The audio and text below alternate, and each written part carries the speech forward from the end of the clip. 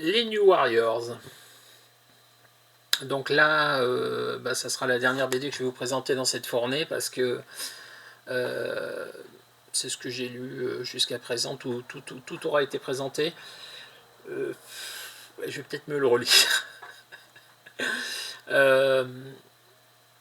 Le seul truc qui tâche un peu au milieu, c'est les 2 épisodes de Thor, parce que les 2 épisodes de Thor sont publiés avant, mais vont après dans l'histoire, après le premier épisode, sont pas du tout avec le même scénariste, sont pas du tout avec le même dessinateur, donc ça tranche un peu au milieu, mais c'est pas si violent que ça. Par contre, ouais, il y a plein de wagons à raccrocher au niveau de Thor.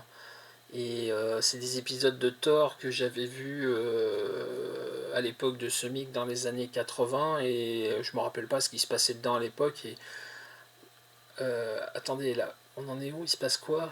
Enfin bon, une fois que les 2 épisodes de Thor sont balancés, ça va tout de suite mieux. On est vraiment centré sur ces personnages-là.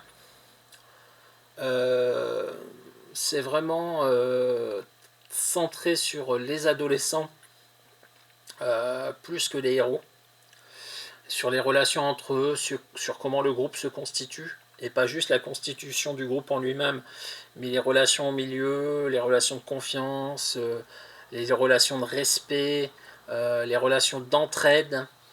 C'est vraiment super sympa. Ça parle d'écologie, ça parle de confiance en l'avenir, ça parle de... Il y a à boire et à manger. C'est vraiment super sympa.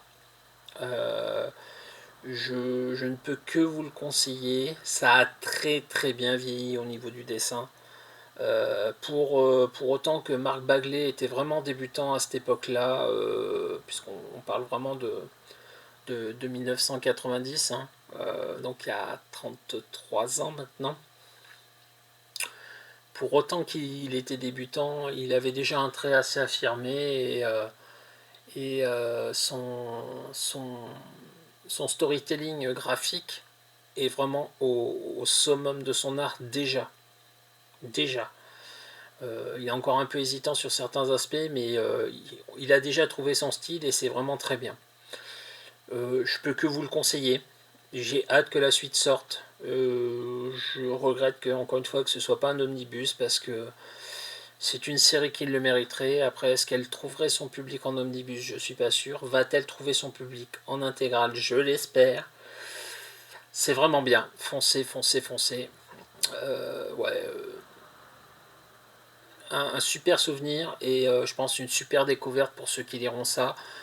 Pour moi, c'est largement au niveau des Teen Titans de Wolfman et Perez sur le côté mise en image des adolescents, sans le côté sidekick qu'il pouvait y avoir chez les Teen Titans, puisque beaucoup étaient des sous-versions ou des versions adolescentes d'autres héros.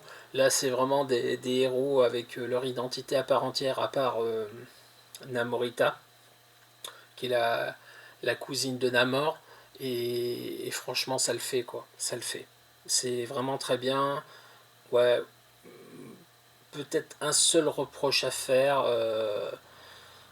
Il n'y en a pas assez dedans, quoi. Il n'y en a pas assez dedans. Ouais, bon, bah, vivement l'année prochaine, vivement le volume 2 et puis on se retrouve au mois de septembre pour une autre fournée. À bientôt, les amis.